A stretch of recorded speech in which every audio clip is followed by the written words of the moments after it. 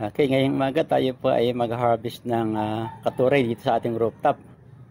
Ito yung abot kamay, aning katuray.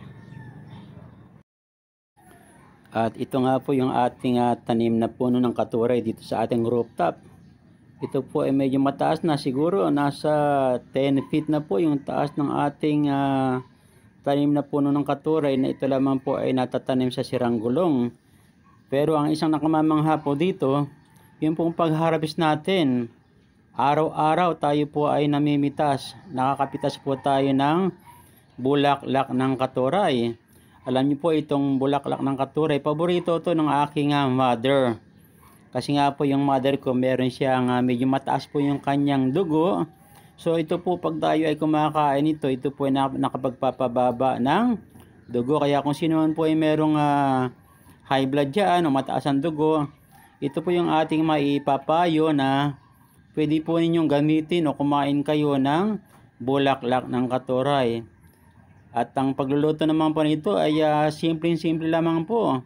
Pwede po niyo itong ilahok sa munggo, pwede po niyo itong steam lang, at sausaw lang po sa suka na may bagong, o dili kaya kung gusto naman na medyo class ng konti, ito po tinatawag na ensaladang bulaklak ng katuray.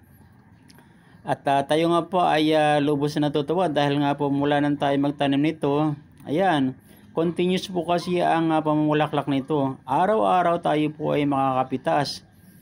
Lamang dapat po talagang tayo ay maging masigasig sa pagtatanim, sapagkat sabi nga kapag may tanim, siguradong may aanihin. Tulad po nito tayo po ay hindi nagsasawa na, alam niyo na, kumain ito kasi ito po ay bukod sa maganda sa pangangatawan, maganda sa kalusugan, tayo rin po ay nakakatipid. Imagine po kung tayo ay merong tanim at naaan ng bulaklak ng katuray, ay tayo po ay makakatipid. Hindi na po tayo gaano bibili na iba pang mga gulay, sapagkat sabi nga kung ano nandirian, dapat po tayo ay masiyahan at makontento.